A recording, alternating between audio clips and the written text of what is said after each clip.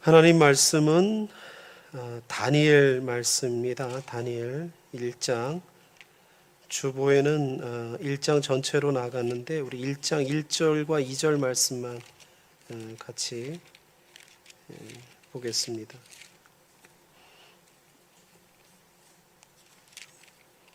구약 성경 제 성경책으로는 1231쪽 됩니다.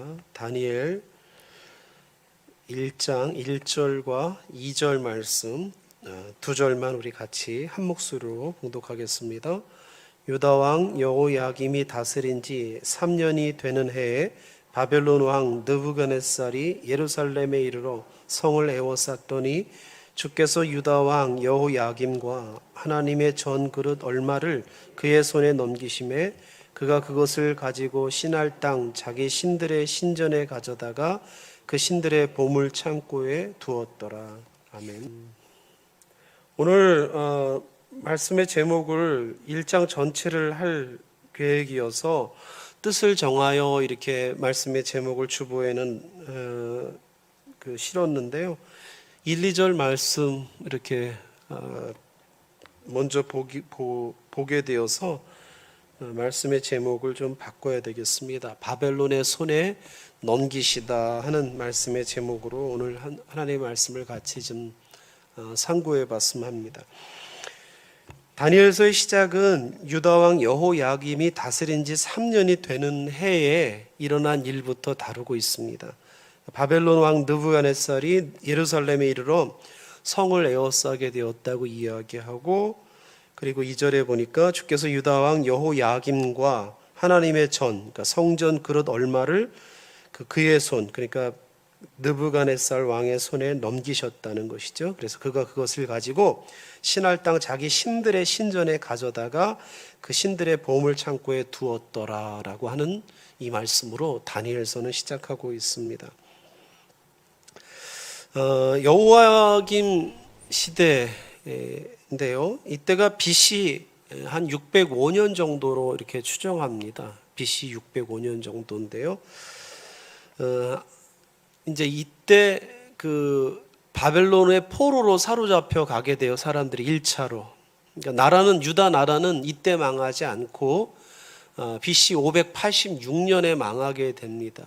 그러니까 여호야김 이후에 여호야긴이라는 또 사람이 잠깐 또 나라를 다스리지만 그 뒤에 이제 시드기야가 이제 마지막 왕이 돼요. 시드기야 때 이제 나라가 멸망해서 586년에 멸망하게 되는 겁니다.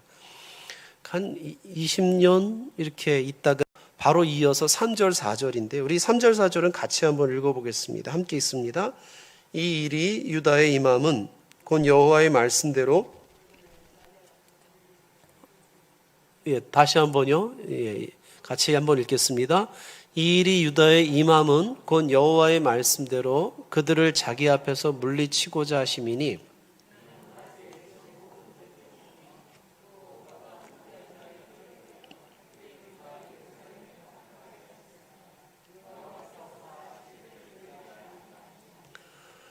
자, 이제 정치적인 이유로는 바벨론을 섬기던 유다가 배반하니까 바벨론이 쳐들어온 거지만 신학적인 이유는 유다의 임함은 여호와의 말씀대로 임한 거라 그래요. 3절에. 그렇죠? 여호와의 말씀대로 그들을, 그러니까 유다를 자기 앞에서 물리치고자 하셨다는 거예요. 그래서 하셨는데 뭐 때문이냐면 므낫세에 지은 모든 죄 때문이다.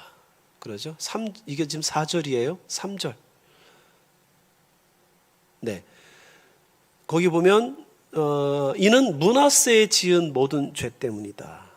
이야기. 므낫세가 누구냐면 여호야김의 할아버지예요. 할아버지. 예. 여호야김의 할아버지인 므낫세의 죄 때문에 지금 이 유다가 바벨론이 유다를 쳐들어왔다는 것이죠. 물론 여호야김은 그러면 죄가 없이 할아버지의 죄 때문에 여호야김은 끌려가는가 할 때 그렇지 않습니다. 여호야김도 죄악을 범해요. 그러나 결정적인 것은 그 할아버지 때 므낫세 때에 일어난 사건들, 므낫세 때 므낫세가 보여준 그 악행들 때문에 하나님께서 결심을 하신 거예요.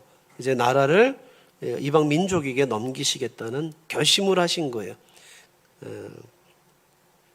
이 므낫세는 유다의 가장 악한 왕으로 평가받는 인물이죠. 유다 왕, 남유다의 가장 악한 왕 므낫세입니다. 히스기야의 아들이기도 했던 이 므낫세는 아버지 히스기야는 전혀 달리 가장 악한 왕으로 그렇게 평가됩니다. 이 부분도 우리가 좀 확인을 해야 되겠죠. 도대체 므낫세가 뭘 어떻게 했길래 하나님은 이렇게 유다를 넘기실 생각을 하셨는가? 그럴 때 역시 열왕기하 말씀인데요. 열왕기 조금 이제 앞으로 돌아가죠. 21장에 소개됩니다. 여러분 눈으로 한번 따라와 보시기 바랍니다. 자막에 있을 테니. 므낫세가 왕이 될 때 나이가 12세라 예루살렘에서 55년간 다스리는 아주 가장 악한 왕인데요. 가장 길게 또 다스린 왕이기도 합니다. 오랫동안 다스렸어요. 그의 어머니의 이름은 헵시바더라.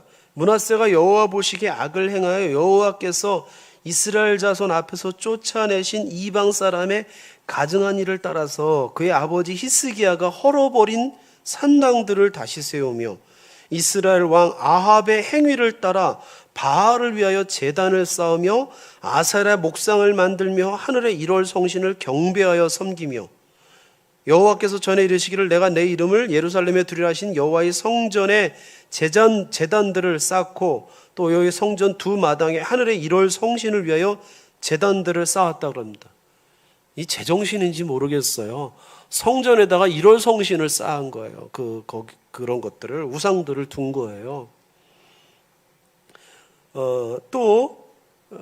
자기의 아들을 불 가운데로 지나게 하며 점치며 사수를 행하며 신접한 자와 박수를 신임하여 여호와께서 보시기에 악을 많이 행하여 그 진노를 일으켰으며 하나님께서 금지하신 것은 다 들여오는 거예요.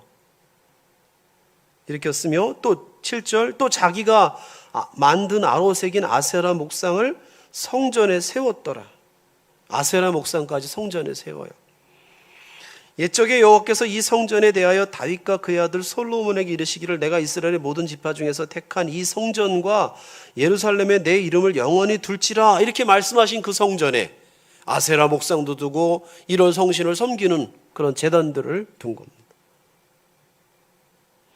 8절 만일 이스라엘이 나의 모든 명령과 나의 종 모세가 명령한 모든 율법을 지켜 행하면 내가 그들의 발로 다시는 그의 조상들에게 준 땅에서 떠나 유리하지 아니하게 하리라 하셨으나 이 백성이 듣지 아니하였고 므낫세의 꾀물 받고 악을 행한 것이 여호와께서 이스라엘 자손 앞에서 멸하신 여러 민족보다 더 심하였더라. 그러니까 므낫세가 이렇게 하는데요. 백성들이 그것을 그대로 따라서 같이 이 악을 행하는 거예요. 그러니까 므낫세는 점치는 것, 사술 이런 것 이런 신접한 자들 그들에 의존하고 그리고 이런 우상들을 섬기는 것과 아울러 므낫세 시대는 무죄한 자의 피를 많이 흘렸어요. 성경은 심히 많이 흘렸다 이렇게 표현까지 합니다. 심히 많이 흘렸다. 무죄한 자의 피를 심히 많이 흘려서 예루살렘 이 끝에서 저 끝까지 가득하게 되었다라고까지 표현합니다. 그러니까 우상 숭배가 가득하고 무죄한 자들을 정말 억울하게 그들을 이렇게 죽이는 수많은 그 무죄한 자들이 피를 흘리는 일들이 그 므낫세 시대에 일어나게 된 겁니다. 그곳은 하나님이 다스리는 성이었고 또 하나님의 성전이 있었던 곳인데 그런 이름이 다 무색한 거죠. 하나님 나라라는 것이 무색한 거예요. 오히려 이방 민족보다 더 심한 곳이 그 유다 땅이 돼버린 겁니다.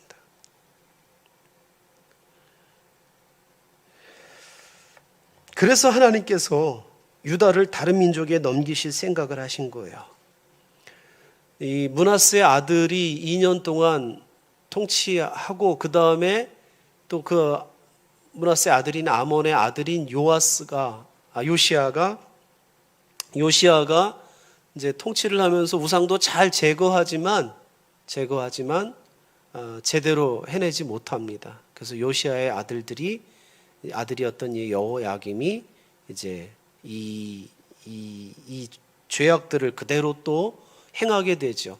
하나님의 말씀을 존중하지 않고 역시 우상 숭배에 빠지게 되고, 그리고 정치적인 이유로 정치적인 어떤 힘을 빌려서 무언가를 해결하려고 하는 어리석음에 빠져 하나님께서는 이 여호야김을 바벨론의 손에 넘기게 되신 겁니다. 한편으로 하나님께서 하나님의 도성이라 여기던 예루살렘을, 그리고 하나님의 성전이라 여겼던 성전을 이방인들에게 넘겨주실 때 그 마음이 어떠하셨을까? 한번 생각해 보게 됩니다. 여러분, 이게 어떻게 하나님의 기쁨이 될 수 있겠어요? 얼마나 하나님 마음이 아프셨을까요? 하나님 그 예루살렘에 하나님의 이름을 두시겠다고 이렇게 말씀을 하셨는데, 그 성읍 자체가 완전히 이방 땅보다 더 못하게 돼버린 거예요. 그래서 이들을 넘기시는데 이게 어떻게 하나님 앞에 기쁨이 될 수 있겠습니까? 그리고 하나님의 백성들이 모욕을 당하는 것은 하나님에게도 모욕일 수 있는 거죠. 성전의 그릇들을 가지고 바벨론 신전 보물 창고에 넣었다 그러는데요, 이 행위 자체가요, 이게 하나님에게는 모욕이에요. 왜냐하면 당시에는 이렇게 민족과 민족, 나라가 나라가 전쟁을 벌이면 그냥 나라와 나라의 전쟁으로 여기지 않고요, 나라의 신과 나라의 신의 전쟁으로 여겼어요. 그래서 나라와 나라가 이렇게 전쟁을 벌여서 어떤 나라가 패했다, 예를 들어서 이스라엘이 패했다 그러면 이스라엘 나라 신이 패한 것으로 본 거예요. 그래서 어떻게 하냐면 그 성전의 기물을 가져다가 자기 신전에다 놓는 거예요. 마치 전리품처럼. 그러니 이스라엘의 하나님이 모욕을 당하는 거죠. 왜? 여러분, 우리가 살펴봤듯이 지금 그 이스라엘 땅의 죄악이 극에 달한 거예요. 너무 가득 차버린 거예요. 그렇게 하지 아니하고는 더 이상 어찌할 수 없는 상황이 되어버린 겁니다. 하나님은 노하기를 더디하시는 분이시거든요. 자비하시고 인애로 오셔서 노하기를 더디하시는 하나님이신데, 하나님께서 이런 상황을 허락하셨다면 도대체 얼마나 이스라엘 백성들이 죄악을 범하며 말씀을 듣지 않았는지, 얼마나 그들의 귀를 닫고 있었는지. 하나님 많은 선지자를 통해서 말씀하셨음에도 불구하고 그 말씀을 듣지 않은 거예요. 여호야김도 하나님의 말씀을 듣지 않아요. 그토록 이야기했던 말씀들을 듣지 않으니 결국 하나님께서는 그 죄악대로 하나님께서 이들을 징계하신 겁니다. 여러분, 노아 때도 마찬가지였어요. 노아 때 이 세상이 그렇게 물로 인해서 심판을 받죠. 근데 하나님께서 세상을 창조하셨어요. 하나님의 지혜로 창조하시고 보시기에 좋았다고 했던 그 세상. 근데 그 세상이 죄악이 가득한 세상이 되어버렸습니다. 성경은 이렇게 묘사합니다. 여호와께서 사람의 죄악이 세상에 가득함과 그의 마음으로 생각하는 모든 계획이 항상 악할 뿐임을 보시고 땅 위에 사람 지으셨음을 한탄하사 마음에 근심하시고 이르시되 내가 창조한 사람을 내가 지면에서 쓸어버리되 사람으로부터 가축과 기는 것과 공중의 새까지 그리하리니 이는 내가 그것들을 지었음을 한탄함이니라 하시니라. 하나님께서 지으신 가축과 공중의 새, 그리고 무엇보다 하나님의 형상으로 지은 사람을 지면에서 쓸어버리려 하실 때는 그만한 이유가 있는 거죠. 죄악이 가득 찼어요. 더 이상은 어떻게 할 수 없는 상황이 돼버린 겁니다. 요즘 여러분 매일 성경 우리 본문인 히브리서를 우리가 읽고 있는데요, 히브리서에서 계속 오늘 우리들에게 말씀하시는 내용이 있습니다. 너희 마음을 완고하게 하지 말아라.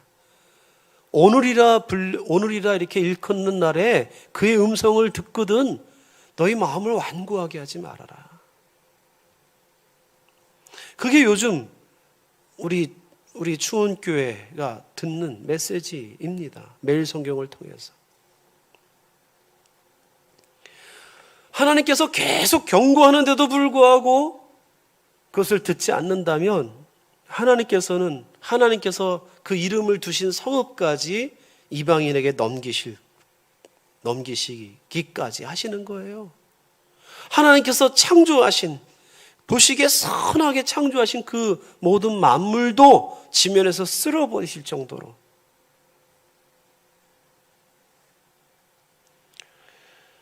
우리는 오늘 이렇게 이방인의 손에, 바벨론의 손에 이 성전의 기물들을 넘기시고 또 하나님의 백성들을 넘기시는 이 사건을 보면서 우리의 마음이 완고해지지 않도록 기도해야 될 겁니다.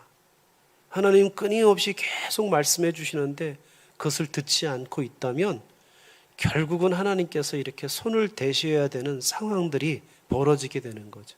말씀을 통해서 돌이키기를 원하는데 그 돌이키지 않을 때는 하나님 징계의 막대기를 드시는 거예요. 그게 바벨론이 되는 것이었죠. 하나님의 자비하심과 노하기를 더디하시는 그 아름다운 성품을 이용해서는 안 돼요. 돌이켜야 돼요. 빨리 돌이켜야 돼요. 돌이킬 수 있는 마음을 달라고 기도해야 되고요. 우리의 마음이 완고해지지 않도록 해달라고 기도해야 돼요. 매일매일 말씀을 들으며 하나님의 음성을 듣고 돌이킬 수 있는 마음들, 하나님께로 향할 수 있는 마음들 허락해달라고. 그래서 징계의 막대기를 또 채찍을 꼭 맞아야만 되는 상황이 벌어지지 않도록 우리가 함께 기도하며 나아가야 될 겁니다. 평생을 통해서 사실은 기도할지 몰라요. 이게. 왜냐하면 조금만 우리가 또 교만해지면 마치 스스로 된 줄로 알고 또 선 줄로 알고 있으면 또 넘어지거든요. 그래서 매일매일 사실 우리의 마음이 완고해지지 않도록, 우리의 귀가 둔해지지 않도록 하나님의 말씀을 듣고 돌이킬 수 있는 은혜를 허락해달라고 간구하며 나아가는, 그래서 우리의 마음이 늘 언제나 주의 말씀을 경청하며 돌이킬 수 있는 이 은혜가 우리 모두에 있기를 주님의 이름으로 축원드립니다. 한편으로 오늘 2절 말씀 다시 한번 같이 읽어보겠습니다. 2절 말씀 읽겠습니다.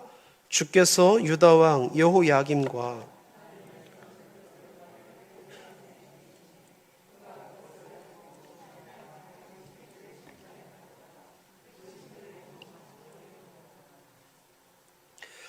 지금 겉으로 드러난 것은 바벨론이 침략한 거잖아요. 그리고 바벨론이 사로잡아가고 성전의 기물들을 빼앗아 자기 신전에 둔 겁니다. 앞서 말씀드렸지만 자기 신전에 두는 것은 이제 우리의 신이 이겼다 하는 표시라 그랬습니다. 우리의 신이 강하고 우리의 신이 승리했다라는 것을 보여주는 것이라고 했습니다. 그런데 오늘 성경은 전혀 달리 얘기하죠. 뭐라고 합니까? 주께서 유다왕 여호야김과 하나님의 전 그릇 얼마를 그의 손에 넘기신 사건이라고 얘기합니다. 주께서 넘기신 거예요. 바벨론이 힘이 있어가지고 자기들이 이렇게 가져간 게 아니고 하나님께서 넘기신 것이라고 말해주고 있는 거죠. 여러분, 이것이 다니엘서의 핵심적인 주제라고 할 수 있어요. 사실은 다니엘서는 이 구절만 제대로 이해해도 다니엘서 전체를 이해했다고 해도 과언이 아닐 겁니다. 다니엘서의 기록 목적 중에 하나가 그겁니다. 지금 여호야김 시대 3년째 다스리던 때부터 시작하지만 나라가 완전히 멸망하고 BC 586년에 나라가 멸망하고, 그리고 이들은 이제 많은 사람들이 포로로 사로잡혀 바벨론 땅에서 살게 되었습니다. 그렇게 포로되어 바벨론 땅에서 살게 된 이들을 향해 다니엘서가 이제 기록이 되는 거예요. 근데 이방의 통치 가운데, 나라는 멸망하고 이방의 통치 가운데 있지만, 그러나 이 사건은 바벨론의 통치하에, 바벨론의 주권하에 이 모든 것들이 이루어진 게 아니고 하나님의 주권하에 일이 이루어졌다고 이야기하고 있는 겁니다. 그렇죠. 죄악에 대해서 하나님께서 심판하신 사건이에요. 징계하신 사건이고 주께서 넘기신 거예요. 바벨론이 힘이 있어서가 아니고 하나님께서 바벨론을 징계의 막대기로 사용하신 것이라고 이야기하는 거예요. 하늘의 하나님께서 다스리시는 나라가 영원하다. 지금 보이는 바벨론이라든지 또 후에 일어나는 그 어떤 나라가 그 나라가 힘이 있고 주권이 있고 그런 것이 아니라 하늘의 하나님이 주권을 가지시고 이 땅의 역사를 움직이고 계시다. 그리고 하나님의 나라가 패한 게 아니고 하나님의 뜻 가운데 잠시 이 땅에서 그렇게 보일 뿐이고 하나님 나라는 영원하다. 하나님 나라가 승리할 것이고 하나님 나라는 영원하다. 이게 다니엘서가 보여주는 핵심적인 메시지예요.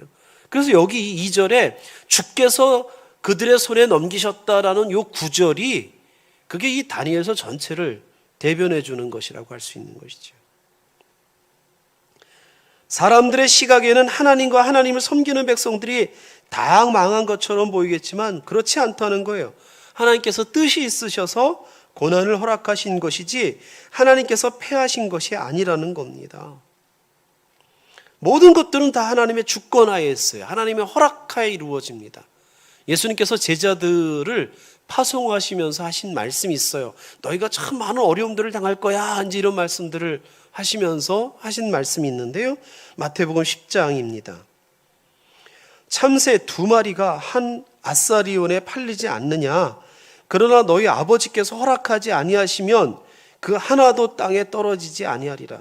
너희에게는 머리털까지 다 세신 바 되었나니 두려워하지 말라. 너희는 많은 참새보다 귀하니라. 여러분, 참새가 그 잡혀가지고 팔리는 것도요, 하나님께서 허락하지 않으면 안 된다는 것이 성경에 이야기하는 바예요. 하나님 지금도 이 땅을 다스리시고 주관하시는 분이세요. 섭리라는 단어를 쓰죠. 그래서 창조하실 뿐만 아니라 지금도 섭리하시는 하나님.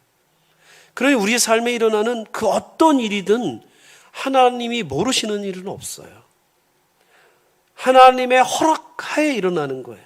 그것이 좋은 일이든 우리가 느끼기에 정말 안 좋고 비참한 일이든 하나님의 허락하에, 하나님의 뜻 가운데서 이루어지는 일이다. 그래서 이 마태복음 10장에서는 그렇게 하나님의 주권하에 모든 것들이 이루어진다. 그러니까 제자들이 가서 핍박을 당하고 어려움을 당하는 것 하나님께서 모르셔서 하나님이 무기력해서 당하는 게 아니고 하나님께서 뜻이 있으셔서 허용하시는 상황이라는 거예요. 참새도 그럴진데 하물며 참새보다 귀한 하나님의 아들을 주고 값주어 산 존재인데 어찌 그들이 하나님의 백성이 고난을 당하고 어려움을 당하는 것을 모르시겠냐는 거예요. 그러니 두려워하지 말아라. 하나님께서 뜻하셔서 허락하신 상황이니까 두려워하지 말아라 라고 이야기해 주는 겁니다. 우선은 우리에게 어려움이 찾아오면 우리는 한 번은 생각해야 됩니다. 혹시 이것이 내가 하나님을 떠나 불순종함으로 말미암아 하나님께서 내게 징계의 막대기를 드신 것은 아닌가. 그렇다면 이제 돌이켜야 되죠. 그리고 또 한편으로는 낙심하지 말아야 됩니다. 하나님이 떠나신 것 같고 또 하나님이 나를 버리신 것 같고 또 하나님은 무기력한 것 같고 그런 식의 생각들 또 패배주의적인 생각들을 가져 나아갈 필요가 없다는 것이죠.